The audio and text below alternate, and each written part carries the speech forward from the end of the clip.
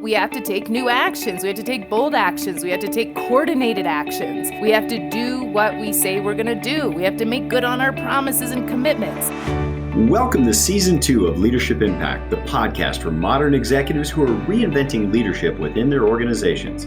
With your host, Executive Leadership Coach and CEO of the Granger Network, Kari Granger, and me, Paul Adams, CEO of Sound Financial Group.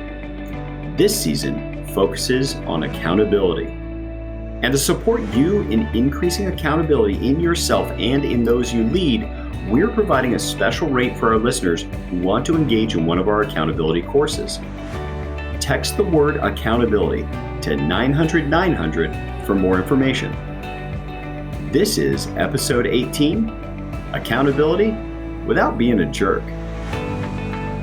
Welcome back to Leadership Impact. We're back. It's been a minute. I'm Kari Granger, the CEO of the Granger Network, and I'm here with Paul Adams, CEO of Sound Financial Group. And season 2 is just starting today, and we're talking about accountability. So the whole season is about accountability. How about that? Accountability without being being a jerk. Exactly. Accountability without being a jerk. So why would we even want to talk about accountability? Well, for starters, accountability is the number one thing that I get approached about from leaders and organizations. And you know how they approach me, right? They don't say, I was just going to say, they probably don't say it like, oh, I need to understand how I can be more accountable. Yeah, nope, that's not how it goes. How does it go, Paul? Something like, how do I get my people to be more accountable? Exactly. You know, you do coaching for me. Well, could you just how do I get my people to be more accountable? And how do I do it without being a jerk? Right. Exactly. Well, I love it that even the question of how do I get them, it even kind of starts out like, people don't like getting got, so there's probably something to start with and getting them to do it. Yes, which is why we had to spend a whole season, because we had to completely reorient ourselves towards, well, what is accountability and why accountability? You know, many people think, why accountability? So I can get my people to do what they need to do. And that's not why accountability. You know, this is the leadership impact. So leadership is at its core achieving futures that weren't going to happen anyway. So how do you actually achieve things that we're not on the trajectory to achieve? Well, we have to take new actions. We have to take bold actions. We have to take coordinated actions. We have to do what we say we're going to do. We have to make good on our promises and commitments. And underneath all of that is a healthy culture, a healthy relationship to accountability. And if you and I are doing something together, Paul, which is also at the core of leadership, we're not like leading in the closet, then we got to have a way of having accountability happen between us. We have to have a way of having accountability happen between us. Well, I got to say, only because I don't want you to jump over it too quickly, can you say one more time that definition of leadership? I think that is something that I would love for our audience to be able to own at the end of this episode, was that we're going to create a future that wasn't going to happen anyway. Yeah, you know, when I began working with the Being a Leader crew, when you and I first met, I don't know, about a decade ago or so, we created a definition of leadership that had nothing to do with the leader, him or herself, had nothing to do with their characteristics, had nothing to do with the skills, the capacities, the traits, none of that at all. It was all based in what it's for. You know, leadership is for achieving, fulfilling on future states that are unpredictable. Otherwise, you need other things. You know, you might need management. You might need entrepreneurship. You might need a whole host of things other than leadership. But leadership is specifically for achieving new futures that are beyond what we know how to do. And as such, that ought to be the core aspect of our definition on leadership. And not only that, those kind of futures must fulfill on the fundamental cares of the key stakeholders. So when we put a definition of leadership together, it's achieving a future that wasn't going to happen anyway. That fulfills on the fundamental cares of the key stakeholders. That is critical. Just that definition of leadership so that everybody hears the accountability in this entire season inside what it means to develop your leadership is the capacity to produce outcomes that weren't going to happen anyway, that take care of the concerns of the key stakeholders. Exactly. And the key stakeholders include critically me, doing the leading. It includes critically all of us doing the actions. It includes those who are impacted by the leadership, and it includes those who must align on where we're going to begin with. So there's a lot of key stakeholders here, and there's a lot of coordinating that's happening between us. If we're going to accomplish something that we don't know or we don't have a track record of accomplishing, that's going to count on a lot of important actions, important commitments, important conversations between us. So if, Paul, if something's coming up for you and you're not accomplishing what I'm counting on you for, either because we didn't make it clear to begin with, or because, you haven't let me know things have changed and I don't have a way of talking to you about that, that puts our future at risk. Yes. So really, without accountability, our future that we're going after is completely at risk. Well, and I think that term accountability just doesn't exist out there as a set of practices. It becomes something you do to somebody when they don't do what you thought they should do, whether or not it was said or not. But it's like, oh, I needed this. Why didn't you get this to me? And I've even found myself, and really kind of the bones of this episode, where in the cultural common sense about coordinating with others, about producing performance, it seems weird to people. And I've been like, this is a perfect episode for me. I've been the person that's in that conversation, and there's this societal polite way of everybody saying, yes, I'll get that to you. And then there's the second question of like, great, by when? And it creates such a stop in the conversation, I've noticed, and almost like a subtle break in relationship, that if so many other people are politely saying yes to one another and accepting that polite yes with one another, that when you show up with accountability, you already are kind of like a pointy object in people's lives that they're not used to. And so what do we do? Like, I just recently had a real estate thing occur as an example where we're all standing around and talking, and the guy's like very agreeable, and a check was supposed to get to my office, and then these notarized documents were supposed to go out while I was out of town last week. And it was like, it just didn't occur. Then I got back and said, what happened? And there was a misunderstanding between he and I, but I didn't do the full stop to not create the break in relationship. Like, okay, you're going to drop that check at my office. After that, this is going to happen. And then these other two things are going to happen. Are we all in a shared interpretation about that? Now, we did talk about it. We did agree, but it wasn't after the agreement. I didn't go back and do all that because I didn't want that potential break in relationship to happen. Mm-hmm. When you suddenly drill down to get very, just to get the commitments really clear. So how do we do that without creating that feeling in the other person that I'm the pointy object or I'm the jerk? Mm-hmm. Oh my gosh, Paul, you brought up enough for a whole season. Sweet. Let's just stay on this. We'll just do a 24-hour long episode. Oh, you've been wanting to do that anyway. I know. This is the perfect time. Hey, are you well rested? Yeah, right. Well, is it okay if I get there the long way around? I would love that. Yeah, because I could give you a tip. If I just gave you a tip instead of by when, I might say something like, when would it work for you? Right. So that just kind of puts it over there. When does it work for you? Right. But that's the tip. Okay. Mm-hmm. So, but we need to back up a little bit. So let's back up to what you need from him, something you said at the beginning of the episode. At its base, this new, we could call it a model or paradigm or way of thinking, orientation towards accountability. This new model for accountability, it begins with what are we accomplishing together? Because remember, it's rooted in leadership.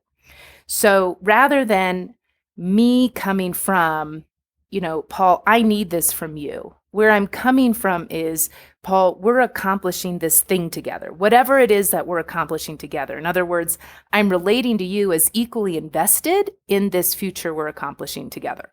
And this future has to address something that's important to you. Otherwise, why would you care? Right? Yep. So that's one piece. The other piece is in this new model, it's not relationship or accountability, right? Which a lot of people think of. It's either the relationship or the accountability. Sure, because as soon as you bring up the accountability, most people do so in a way that breaks a relationship. So I could totally see most people dealing with it as an either or. Because they're coming from good, bad, right, wrong. So you're coming from this morality thing, right? Like if you don't do it, you're bad. If you do it, you're good. Which then kind of puts you in a bit of a parental, or the person, the parent saying like, okay, you need to do that. You need to be managed. You need to get this in on time because I need it from you, which of course is going to break the relationship because it breaks the partnership. It breaks, what the relationship is grounded in. Okay, so there's a subtleness. Now, you're going to say, well, okay, but how? And there's a set of practices that come from that initial kind of orientation, like I need this from you and you need to be managed. And those practices are more of a lack of accountability than they are. So one of the practices you said is you just say yes to things. And then you figure it out later, right? So that's one of the practices. There's practices of protecting each other's feelings. There's practices like keeping your thumb on someone, who doesn't seem to get it together. Just keep your thumb on them. And I used to say, okay, well, micromanage them if they need to be micromanaged. I'm not opposed to that, but that's like, why do you micromanage? Because there's no accountability. Yes, and there's almost like a whole list of symptoms I'm hearing that you can see in an organization that, like, from your view, you would see it very clearly that to an outsider or even somebody in the organization, it looks like they've got a lot of accountability, but they have a lot of these other like inborn, unreflected habits, which I would challenge a little bit. I'd be like, they're almost like habits. They're not practices because nobody sat back and designed, oh, we want this ideal outcome. They just reacted to the next thing they had to deal with. And it built all these habits in their personal life or organization. Right. Yeah, exactly. All of these habits, which are more dealing with a lack of accountability than what we think they are, which is accountability. I had one organization how they dealt with a lack of accountability. Now, they didn't see it this way, right? They thought this was how they did accountability, is that they would just ask for a plan. But it was, it was all the way up to the, CEO, right? Saying, oh, there's something going on over there. Well, I see something is going on over there, EVP, I need your plan. And then the EVP goes to the regional VP and says, hey, there's something going on over there. Give me your plan. And then the regional VP goes to the, one at the state level. And then they go to the one at the community level. And, by the time it gets to the person who needed a plan, they have about 5 minutes to respond because, the CEO needed it in a couple days, right? So their way of dealing. So where's the lack of accountability is all the way down at the community level, all the way up. So really what's happening is that all those layers aren't anticipating and seeing and creating their own strategies to keep things going. And they're kind of, it's like the dad or the mom way at the top asking for the plan. So they think, oh no, we're doing accountability. We ask people for plans. No, you're compensating for a lack of accountability at every level. Yes, and I would say that those plans oftentimes are treated like an event. Like the plan is done, but then when do we look at the plan again? When I need the template to do next year's plan. Yeah. Okay. Because nobody talked about it since then. Right, exactly. So, there is a list of symptoms. And so if we go back to your example, I'm thinking, one of the things I would hear is having what it is the two of you are creating together, coming from partnership, and having a practice of creating a clear agreement. So if you always practice creating a clear agreement, then it's not going to seem so weird. And rather than coming from you need to be managed, so I need to ask you for a by when, you could come from, okay, hey, we're doing this thing together. I think, I'm going to need to take the next steps at this date. When would it work for you to bring that paperwork by? And, just so we have some clarity around it, I think you're going to be bringing by, paperwork A, B, C, and F, and we'll handle, D and E later. Is that what you're thinking as well? Yes, and it's the reintroducing that at the end. Like, we have a whole conversation, things easily flow. You've got a good relationship. It's either your peer in a company, a direct report, or in my case, a party to another part of a real estate transaction. And in that conversation, it all flowed very well, and there were things agreed to, but not this wrapping it back up. Because the I don't know what's the best way to think about what I'm hearing. Is like the accountabilities are produced on I'm going to use the wrong terms here, I'm sure, but the partnering agreement we make up front, not on the follow-up conversation when the thing didn't happen the way I expected it to. I love the way you said that. Yeah, accountability in this new model is really the thing you do before the fact rather than the thing you do after the fact. That's exactly right. And this company I was talking to you about earlier, they actually created a declaration, which was amazing. It was very inspiring. Now, we did spend 3 days talking about accountability, and they declared, this is like a 45, 50 person leadership group who really banded together and said, we create a culture of proactive accountability, before the fact. And this is a declaration, means like, there's no evidence for it. It's not a description. They're saying from here on out, this is how we're going to operate. And they had a set of practices that, I suggest these are things we talk about in future episodes. Accounting to outcomes, not tasks, accounting to outcomes, aligning on expectations, creating clear agreements, and accounting for our word. And those were the 4 practices that they committed to. And, now the work is, okay, now we have to practice those practices, right? But it's something that they set up before the fact. And now as they wrap up conversations, to say, all right, just to make sure we have, a clear agreement here. Here's what I heard we each agreed on. Oops, I missed the date by when for you, Paul. What was that date? But you see, my mood around that is actually serving, partnership. It's not like you did something wrong, or you're going to do something wrong by not saying the by when, or you have to be controlled. It's just like, oh yeah, let's make sure we have a clear agreement here. Not to circle all the way back to the tip, but man, I need now those. It's time for the tip. Yeah. Is that so? Complete that conversation where, you've been talking to somebody for 10, 15 minutes and church came up a little bit and personal fitness came up a little bit. And along the way, you're piecing together the project that you were working on. And now we're done with that conversation. We're about to part ways. Is a solid transition for that for the person in my seat, the one that doesn't want to be a jerk, but wants to put accountability in ahead of time. Would it be, because one thing I notice all the time is people make commitments, they don't write anything down. It's like my first indicator that probably what they just said they could do for me, they won't do. Right. That's just my own personal smell test. Mm-hmm. So if I notice that, and then being able to say, all right, so just making sure before we're done here in this conversation, or before you go, I'm understanding here's the outcome we want together. We both want this outcome, the completion of this real estate transaction. What you're going to do, it sounds like, is you're going to meet with your other partner. You're going to get the check and the agreement all signed and notarized this weekend. Then you're going to drop that check off here on Monday, at which point my staff, even though I'm out of town, is going to send the other notarized paperwork of mine off with the other check. So then we're all complete. Mm-hmm. And I would add for you by what time that's going to happen, just to show the equality of accountability. Mm-hmm. Yes, that will go. Thank you. That's really good. So that it's not like you're accountable and I'm not, more of, okay, so if you'll drop that check off by noon, then my staff can get everything mailed. It'll go out that day's FedEx or UPS by 3. Mm-hmm. Yeah. And I would ask, and does that work for you? Is that your understanding as well?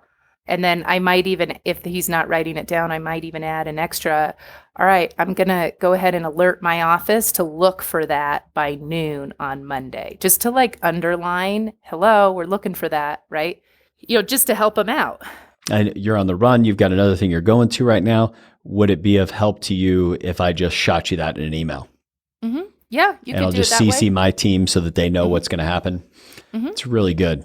It's really good because I do think that one of the biggest things that can happen is people get introduced to accountability, get introduced into the idea of honoring their word, and then they go out like a chainsaw ripping through relationships because they don't learn that secondary skill set of producing a shared outcome in the conversation, because people are very easily to get wrapped up in their tasks. Then being able to say what we're both anticipating each other's going to do and by when. And completing that as a separate topic beyond all the other discussion that people are left with remembering things differently. Totally. And, and I kind of picture myself, I used to play soccer. And, it's like I'm passing the ball and then I'm running upfield and I'm expecting the ball to come. Now, if we don't have a shared understanding, that ball isn't coming, right? And now if they see somebody else pass the ball, it's fine. It's soccer. But I always kind of imagine myself on the playing field with that person. So I'm looking ahead, I'm anticipating, I'm making sure, but I'm coming from partnership, really. And so one of the tips is, if you ask, does that work for you? Is that your understanding? Do we have a clear agreement? Do we have an agreement here? These are conversations from partnership, not when can I expect you to do this? By when will you do it? That's a conversation from authority. Because almost everyone who wants to produce accountability in the cultural common sense is someone, I'm the company and I've got a vendor. I want to hold them accountable. I'm the boss. I have an employee accountable, which explains why so often people get frustrated with the idea of accountability because they don't feel like they can deliver it, quote unquote, up the chain. Mm-hmm. When in fact, you can produce accountability up the chain. Can you give an example of where somebody didn't do that? Because I could see that could also be of huge interest to our audience before we're done with our episode today. What do they do to produce that accountability? We've talked about it where you're coming from authority and doing it more from partnership. But what's the practical challenge somebody's going to deal with if they are a controller for a publicly traded company? They've got to produce accountability with the CFO. Mm-hmm.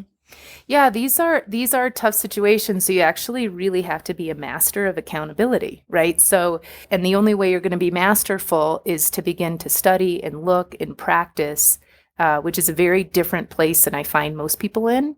I find most people in a little bit of a whiny. I just have a kind of at the effect of their situation, like, man, my boss is awful. Now, here's the thing. There is some real validity because it's difficult. It is really difficult to bring in accountability up, but I have to tell you, I am held to account so much in my company. And it comes why? Because we all operate from outcomes. So if you remember one of those practices I said that my client had committed to, which is we account to outcomes. So for example, my administrative assistant, she is accountable for my calendar working and for the clients being able to, us fulfilling on our contract to our clients. Mm-hmm. So she can come to me and she can say, and she always starts with the outcome first. So she says, Kari, inside of what you're trying to do with your calendar, inside of really ensuring Jerry gets his calls this month, I'm not really sure what to do here. And I need you to respond to my messages that I've been I need you to respond to the things that I've been asking you. Or we talk about Lindsay from time to time on this podcast. And, we'll have a call with the client. And at the end of the call, she brings accountability to all of us. She says, okay, here's what I hear. Kari, you committed to this. When would it work for you to accomplish this? So in other words, she's just coming from this place of service and coming from outcomes. So if I got to go to the CFO and I'm a controller, I might start with, well, what's the outcome that the CFO is counting on me for? Right? So it's not a personality thing. And that's the thing in this new model. It's not about personalities, right? It's about this future we're creating together. So I might start with, hey, boss, what would be an example? I'm not in the financial world very much. If somebody was coming to me and they said they needed me to review a certain set of reports, something that simple so that they could take the next action.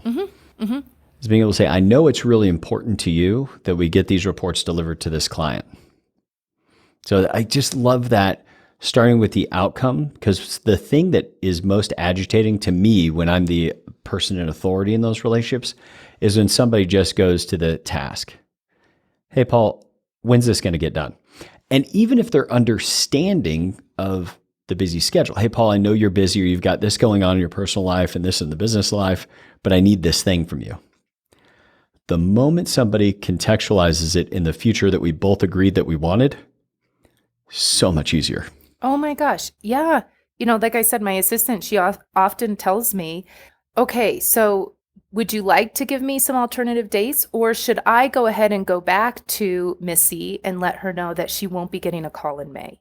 I'm like, whoa, that's the consequence. I'm going to get you some dates, right? Yes. Because oftentimes I'm not thinking about all the things you're holding and handling. So neither would the CFO, right? It's like, boss, we've committed to this. We've committed to getting these reports ready for your board meeting. And I'd like to get your review on them unless you'd prefer not to review them at all. And here they go. Or unless we can renegotiate the deadline. So in other words, it's like, here's the outcome. And then here's what's at stake. And then I can actually make a better decision as your boss anyway.